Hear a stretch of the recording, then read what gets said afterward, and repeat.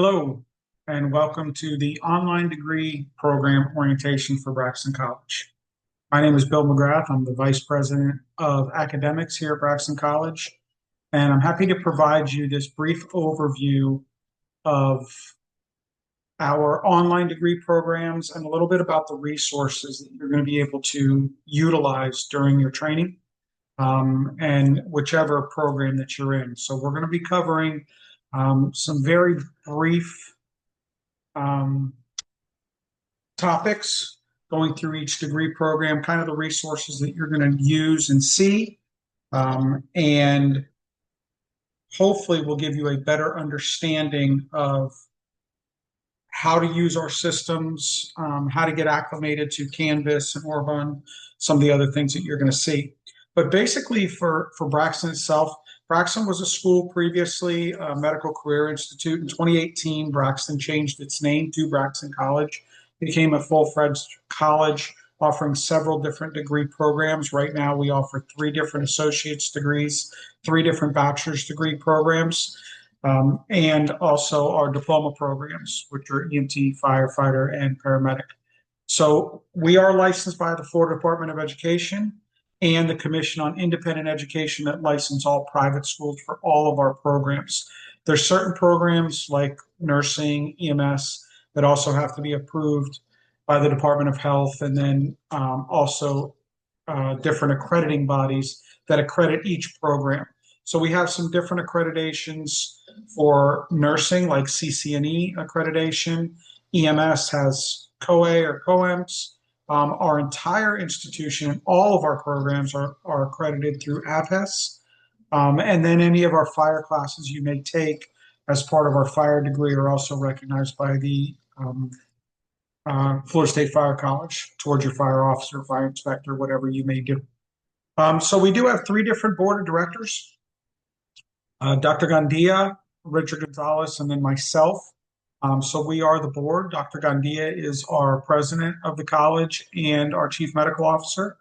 Rich Gonzalez is the vice president of admissions and compliance, and I am the vice president of academics. So just a quick overview of our programs themselves. From an associate's point, we do have EMS and fire science. Like I said, our EMT degree consists of our EMT and paramedic. Also, you must accomplish or complete English, algebra, speech, biology, one of our social sciences, and 1 elective. We do have a few options. We gear people towards the microcomputer applications only because that course also carries over into a fire degree. It also carries over into bachelor's. So this way you're at least taking a class that will benefit you in the future if you choose to go on. Fire science, you have to be an EMT and firefighter. And then you have English, algebra, speech, psychology, and sociology. And then 4 different electives to make up that degree. Most of those are the Fire Officer 1 or Fire Officer 2 part of that program. If you're a nurse, our nursing program is 5 semesters long. So it's just over a year and a half. It is the English, algebra, speech, psychology, philosophy, and nutrition are all what they call co-requisites. So those courses, along with A&P2, can be taken during your nursing program. We suggest that you take them prior to starting, only because then it decreases your workload. But your anatomy and physiology 1 lecture and lab, and your microbiology lecture and lab must be taken prior to you beginning the nurse or content. And then you can contact our campus with specific questions you have about each program. If you're involved in the bachelor's degree program, we have 3. We have public administration, healthcare administration, and we also have an RN to BSN. This is a quick overview of what our public admin and healthcare admin look like. If you're a firefighter or a nurse or a paramedic, if you want to transfer in some of those credits, we bring in 24 elective credits by licensure. So if you already have those licenses, you won't have to take any of the electives, but you still need to take English and math and history and social science and your core classes. And we'll get to kind of what those classes look like in just a few minutes. And that would be the same for public admin or healthcare. If you're interested in our RN to BSN, you must be a nurse to enter. There are general education requirements and then 60 core credits, which is 20 classes. For the majority of nurses coming in, many have English and anatomy and algebra and psychology. So they have an array of these courses. You'll also get your transfer credit as well towards your electives. And then the core can be completed as little as 10 months. So we do 2 classes per month for 10 months, and that really takes care of your entire core. So the program can be done realistically within a year if you're already a nurse. So as we move into these programs and you're new to the degree, so keep in mind that we can only transfer in official transcripts. So you may have sent unofficial transcripts for myself or someone from the staff to review to see what would transfer into our program, but nothing can apply to our program until we receive official transcripts. They must be sent directly from the school that you attended to us directly. The only way that you would be able to handle those if they come in a sealed envelope with initials across the seal, and then you can hand deliver those to us. If you attended a school for EMT or paramedic, for example, that has since closed, the Department of Education will still maintain those transcripts. So if that applies to you, make sure to reach out to us and we'll give you that email address or that website where you can request transcripts from a closed institution. As we talk about transfer credit, you can transfer up to 75% of the total credit from another institution. So these are some examples. Our AS and EMS, for example, you can only transfer up to 49 credits. And then 6 classes or 18 credits have to be taken with us. That's 25% of the program. Now from EMS, EMT, and paramedic take up that 75% or 49 credits. So we wouldn't be able to bring in an English class if you have it or a math class if you have it. You'd be maxed out. Fire is a little bit more forgiving. We can transfer in up to 45 credits in those, but fire and EMT, which are those core, are not as many credits as EMT and paramedic. So you might have some flexibility to transfer in some general education if you have those. And then bachelor's, we have to review class by class. English is English, algebra is algebra. But when you get into those core, we'd have to look at those to see in what transfers in. But you could bring in up to 90 credits of those 120 for transfer. So we can help you with that. If you're going to send in your transcripts, most are doing electronic. They can email to me directly. Braxton College is a drop down in Parchment, which many of the schools use Parchment to send official transcripts, and it would automatically go to me. If your school still mails transcripts, here is our mailing address that you can mail those to. So now let me bring you into kind of our online orientation. If you've never taken an online class, I could tell you the biggest thing with them is just discipline. Think about when you have to attend class on Mondays and Wednesdays from 10 to noon. You're disciplined that you're in class at those times. When you're online, it's very easy to say, well, I'll just do it tomorrow or I'll do it late tonight, and something always comes up. So discipline is very important for online classes. Almost schedule yourself time to complete those classes on a regular basis. Our classes are 4 weeks in length, which we'll get to, but there are due dates every week. It is not self-paced. You just have a week to complete week 1 and a week to complete week 2 and so on. So you do have to have discipline. We do not have mandatory login times, so it allows you some flexibility. You do want to make sure you utilize all your resources. So we provide lots of them, which we'll give to you in just a minute. So utilize them. Don't struggle on an online class and not sure what to do. We're here to help you through that. We do have instruction within your class. Every single Braxton class has an instructor assigned to it. And once that class is complete, we refresh to a new cohort. So you wouldn't be commenting or being involved in classes that have a student from a year ago. It is a fresh cohort for that particular class. And you will have an instructor that will be engaging you, so you can always reach out to your instructor as well. Every one of our classes has a built-in library, and I'll show you how to access that. We do have career services on campus you can always call. And then Canvas itself, which is our platform that we use, it has built-in conferences, kind of like Zoom or Teams, something like that, but within your class itself. So there's definitely things that you could utilize as a great resource. Now, Canvas. Canvas is the platform that you're going to be using for all of your classes.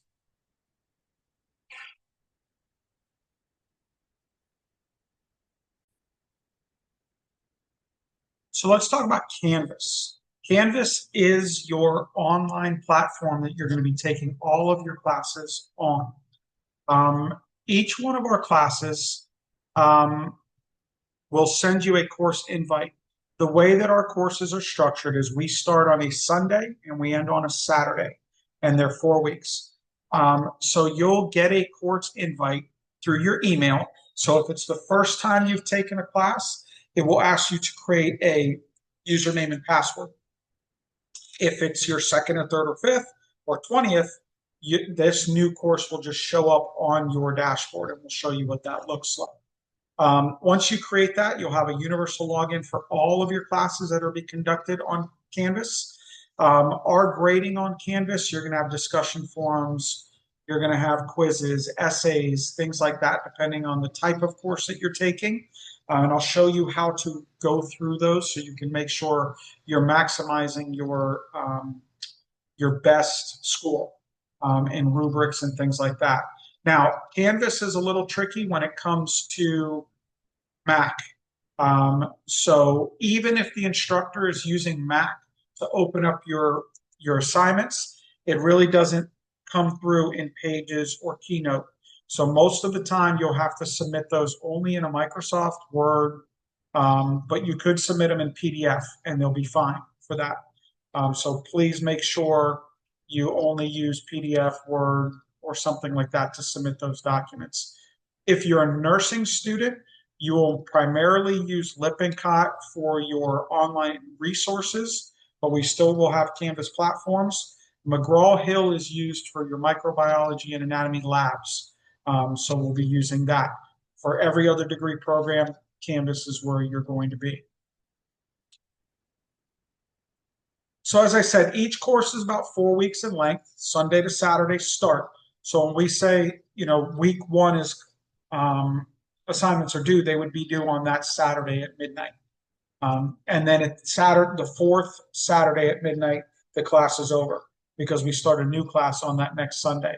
So please make sure your work is done on time. You could take more than one course. You can usually you can send that to me or our admissions, and we can show you the list of courses that are offered through the year. Some people take 2 at a time. That's a reasonable workload.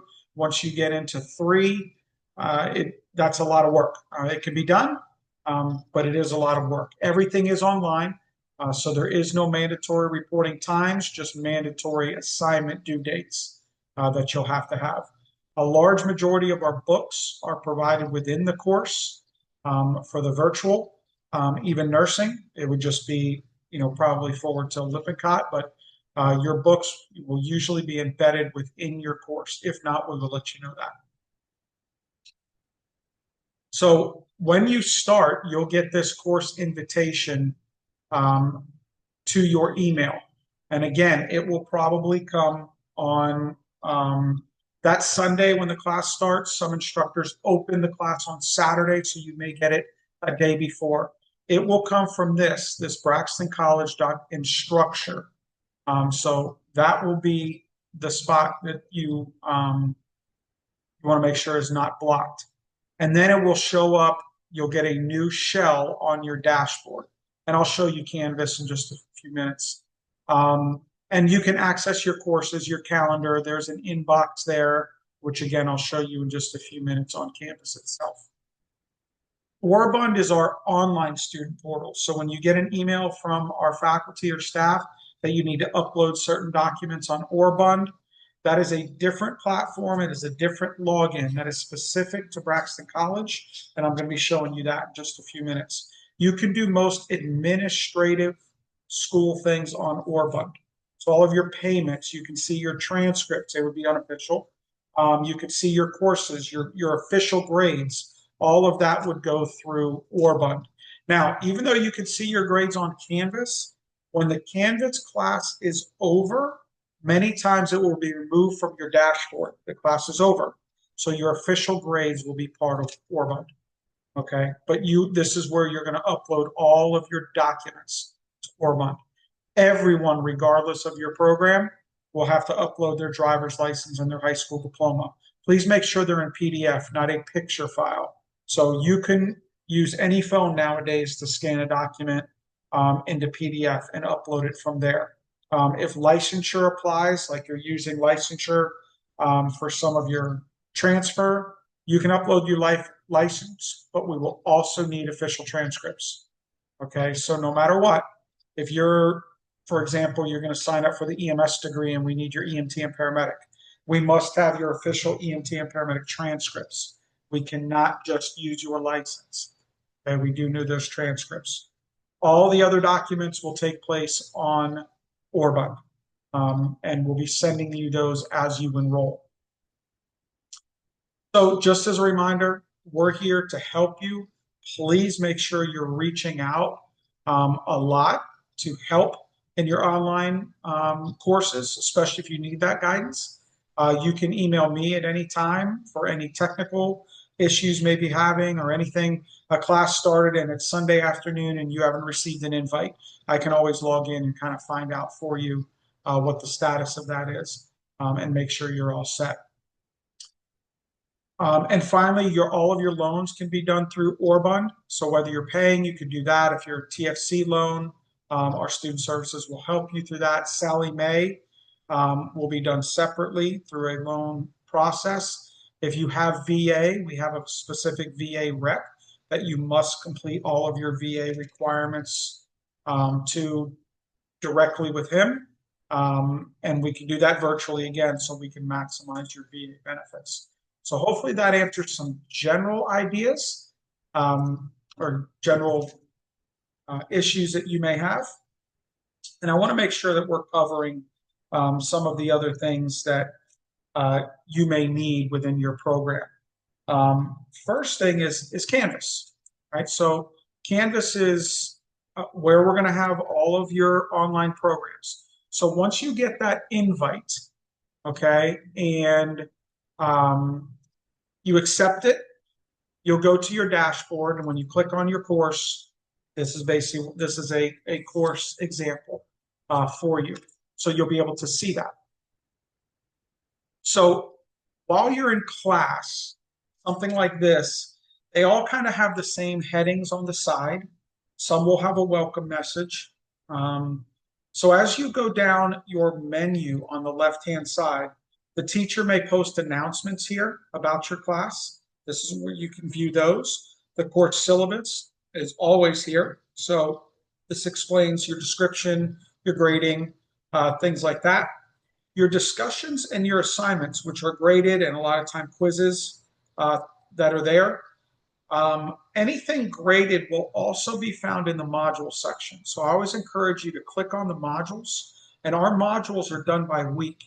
So you can see here they put the textbook resources within the modules, which is fine. But you can see in week 1 in this particular class, you're going to cover chapters 1 through 4. Here's all of the resources for that chapter.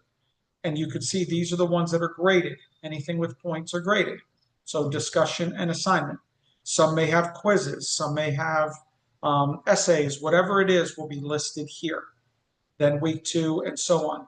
If you were to click on discussions, you'll see the same week 1, 2, 3, and 4 discussions.